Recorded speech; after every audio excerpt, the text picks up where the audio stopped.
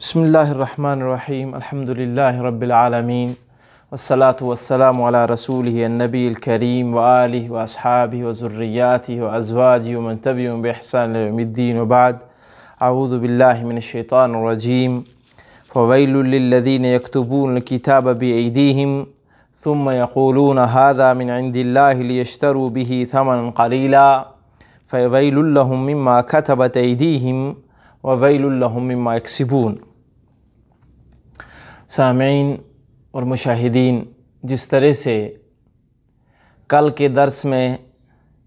یہودیوں کی دو طبقے، ایک جو پڑھا لکھا تھا ان کا رویہ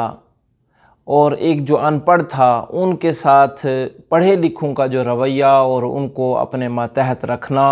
ان سے حق چھپا کے رکھنا اور ان کو امیدیں دلا کر اپنے جال میں پھنسا کے رکھنا اور کسی قسم کی تحقیق کے لیے ان کا ذہن نہ کھلنے دینا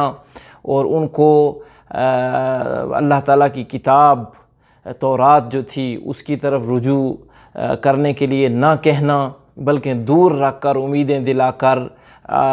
جو ہے پھنسا کے رکھنا ان کو، یہ ایک بری خصلت ان کی ہم نے جانی اور پڑھی تھی۔ اور وہ لوگ بھی اپنی ذمہ داری کا احساس نہیں کرتے۔ میں نے بتایا کہ اللہ حفاظت فرمائے، امت مسلمہ کے اندر بھی کچھ لوگ ایسے ہیں کہ جو شریعت کو پڑھنا فرض نہیں سمجھتے ہیں، شریعت پر غور کرنا اس کو اپنی ذمہ داری نہیں سمجھتے ہیں، اور اسی طرح سے مولویوں پر، علماء پر اور فلاں پیر نے کہا، فلاں فقہ میں ہے، ان باتوں کا سہارا لے کر جو ہے آگے چلتے رہتے ہیں اور اس چیز کا گمان رکھتے ہیں جی فلاں نے کہا ہوا وہ جانے اور اللہ جانے۔ ان تمام چیزوں کے سہارے زندگی گزارنا درست اور بجا نہیں ہے۔ اور رہی بات جو یہود ان کو گمان دلایا کرتے تھے اور جو باتیں کہا کرتے تھے اپنے جال میں پھنسانے کے لیے،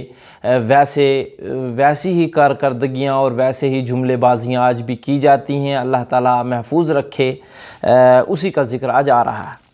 اللہ تعالیٰ فرماتے فویل للذین یکتبون الکتاب، ان لوگوں کے لیے تو ویل ہے جو اپنے ہاتھوں سے لکھی ہوئی کتاب کو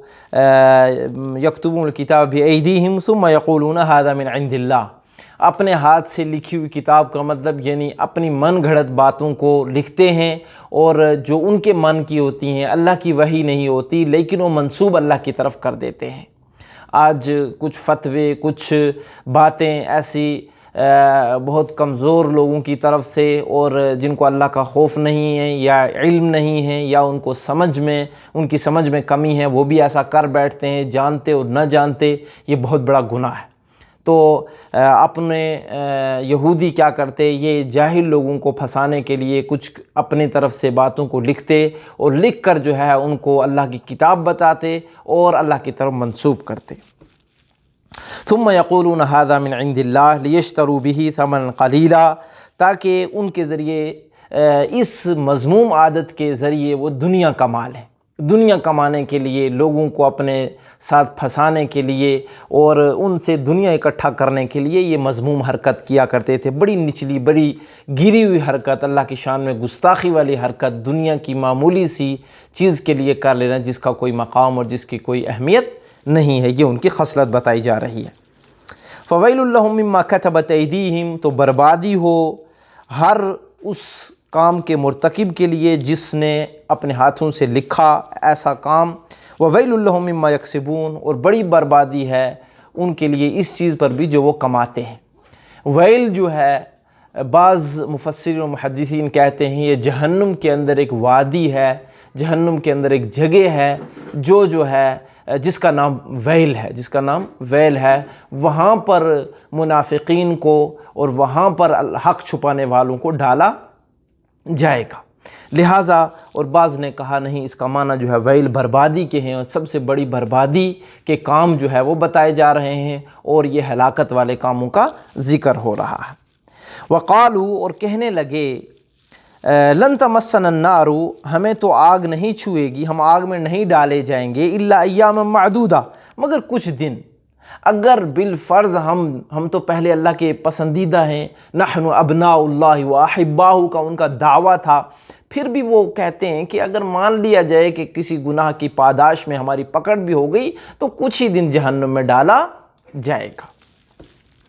قل اتخذتم عند اللہ عہدا، اے پیارے نبی صلی اللہ علیہ وسلم آپ ان سے پوچھو کہ کیا اس بات کا اللہ نے آپ کو وعدہ دلایا ہے؟ اگر آپ اس بات میں سچے ہو کہ کچھ ہی دن آپ کو عذاب پکڑے گا تو یقیناً اللہ تعالیٰ نے آپ کے کوئی وعدہ ہوگا، اور اس وعدے کی دلیل دیجئے۔ فلن یخلف اللہ عہدہ، تو اللہ اپنے وعدے کی خلاف ورزی تو نہیں کرتا۔ اب تحقیق سے یہ بات سامنے آتی ہے ان کی کتابوں ہی سے، اور ہر نبی کو جو شریعت دی گئی اس نبی کی شریعت میں یہ بات ثابت ہوتی ہے کہ ایسا کرنا تو کہیں بھی ثابت نہیں ہے کہ اللہ تعالیٰ نے کسی کو یہ وعدہ دیا ہو کہ جناب آپ اپنی منمانی کر لینا اور آپ چہیتے ہو تو آپ کو تھوڑی سی راحت ملے گی اور خصوصی پیکیج ہے آپ کے لیے، ایسا تو کہیں بھی نہیں ہے، اور ہے کہیں تو لا کر دکھاؤ۔ اب یہ جھوٹ ان کو ثابت کرنے کے لیے اسلوب جو ہے اپنایا جا رہا ہے کہ دلیل دکھائیے، اب دلیل نہیں تو جھوٹ واضح ہے۔ پھر اللہ رب العالمین فرمایا ام تقولون اللہ ما لا تعلمون، اب تم وہ بات اللہ پر کہہ رہے ہو جس کا تمہیں علم نہیں ہے، جس کا علم نہیں ہے یعنی جو اللہ کی طرف سے نازل نہیں کی ہوئی ہے، وہ بات اللہ کی طرف منسوب کرنا یہ بہت بڑا گناہ ہے، اور یہ بے وقوفی ہے، حماقت ہے، جہالت ہے، ایسا نہ کرو۔ بلا من کسب سیئۃ واحاطت به خطیئتہ فاولئک اصحاب النار هم فیہا خالدون۔ اللہ رب العالمین اپنا اصول بتا رہے ہیں۔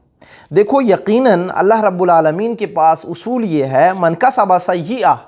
جو بھی گناہ کرے گا، ایسا کچھ نہیں کہ یہود کہیں کہ ہم اللہ کے بیٹے اور ان کے پسندیدہ ہیں، یا جو ہے عیسائی کچھ عقیدہ گڑھ لیں، یا امت محمدیہ صلی اللہ علیہ وسلم کے ماننے والے کہ ہم پیارے نبی صلی اللہ علیہ وسلم کی امتی ہیں، اشرف الانبیاء ہیں پیارے نبی صلی اللہ علیہ وسلم، ہم کچھ بھی کر لیں، یا پھر کوئی کہے ہم فلاں پیر کے ماننے والے ہیں، ایسا اور ویسا۔ یہ تمام جھوٹی باتوں کا منہ توڑ جواب دیا جا رہا ہے، اور یہ کہا جا رہا ہے بلا من کسب سیئۃ وَأَحَاطَتْ بِهِ خَطِیئَتُهُ، جو بھی گناہ کرے گا اور گناہ اس کی نافرمانیاں اس کو گھیرے رکھیں گی، جو گناہ کرے گا اور جو نافرمانیوں میں رہے گا وہ نافرمانیوں میں اٹھے گا، ایسا نہیں کہ اس کو پاک کر دیا جائے گا کچھ پسندیدہ ہونے کی وجہ سے یا اس کی خوش گمانیوں کی وجہ سے۔ نتیجہ کیا ہوگا؟ فَأُولَئِكَ أَصْحَابُ النَّارِ، وہ جہنم میں جائیں گے، یہ جہنمی لوگ ہوں گے، ہم فیہا خالدون، اس میں ہمیشہ رہیں گے۔ والذین آمنوا، ہاں جو لوگ ایمان لے آئے، وعاملوا الصالحات، اور نیک عمل کرتے رہے، اولئک اصحاب الجنہ، وہ جنت میں جائیں گے، ہم فیہا خالدون، اور وہ اس میں ہمیشہ رہیں گے۔ اب نیکوکار شخص یعنی ایمان لانے والا اور نیک عمل کرنے والا اگر کہیں گناہ کرتا ہے تو وہ اللہ کی مشیت میں ہے، اللہ چاہے اس کو معاف کر دے اور چاہے اس کو عذاب دے، یہی اہل سنت والجماعہ کا عقیدہ ہے۔ لیکن شخص ایمان بھی نہ لائے اور نیک عمل بھی نہ کرے، یعنی ایمان نیک عمل کے لیے پہلی شرط ہے، اس کے بعد اخلاص ہے، پھر متابعت النبی صلی اللہ علیہ وسلم، یہ تین چیزیں اہم ہیں۔ اب اگر اس کے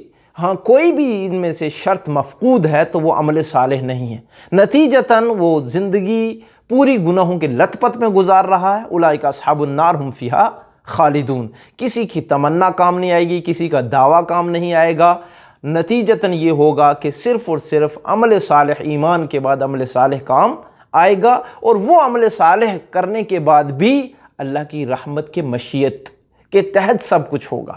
یہ نہیں کہ وہ دعویٰ کرے کہ میں نے بہت نیک عمل کر لیے، نہیں، پھر بھی پیارے نبی علیہ السلام نے اللہ کی رحمت کا یہاں پر خصوصاً ذکر فرمایا اپنی حدیث کے اندر پیارے نبی صلی اللہ علیہ وسلم نے کہ میرا معاملہ بھی اللہ کی رحمت کے ہی حوالے ہوگا اور سپرد ہوگا، دعوے سے کسی کو کچھ حاصل ہونے والا نہیں ہے۔ میرے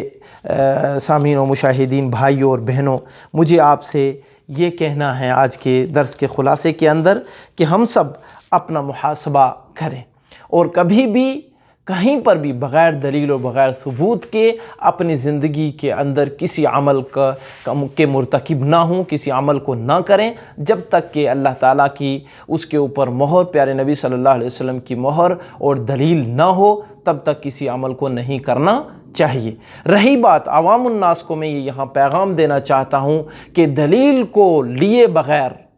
کسی بھی عمل کو کی ثبوت کے لیے کسی بھی شخص پر مجرد اس کے چہرے کو دیکھتے ہوئے، اس کے سٹیٹس کو، اس کے کہ وہ محراب میں ہیں، وہ منبر پہ ہے، وہ مفتی صاحب ہیں، وہ مولوی صاحب ہیں، احترام اپنی جگہ ہے، شریعت کا کام وہ یہ ہے، اور شریعت مطہرہ ہم سب سے اس چیز کا تقاضا کرتی ہے کہ ہم دلیل کی روشنی میں، اللہ کی قرآن سے آیت ہو، نبی علیہ السلام کا فرمان ہو، صحابہ کا آثار ہوں، سمجھ ہو، ان کے منہج ہو، اسی مطابق عمل کریں، تبھی جا کر اس کو عمل صالح کہا جائے گا، اور وہی عمل ہماری نجات کا اور آپ کی نجات کا ذریعہ بنے گا۔ دعا گو ہوں اللہ مالک الملک سے اللہ کہنے والے اور سننے والوں کو عمل کی توفیق بخشے۔ یہی ہمارے پاس آج عملی گوشے میں بڑی اہم چیز بھی تھی، اس کو بھی آپ یاد رکھیں، اور اللہ تعالیٰ سے دعا کرتا ہوں اللہ میری آپ کی اور ہمارے ماں باپ اور ہمارے بیوی بچوں کی دنیا اور آخرت اچھی کر دے، جہنم سے آزاد کر دے، اور جنت الفردوس میں اعلیٰ مقام دے، توحید و سنت کی زندگی دے، اور شرک و بدعت سے بچا لے۔ آمین وصلی اللہ علی النبی الکریم۔ سبحانک اللہم وبحمدک، اشہد ان لا الہ الا انت استغفرک واتوب الیک۔ السلام علیکم ورحمۃ اللہ وبرکاتہ۔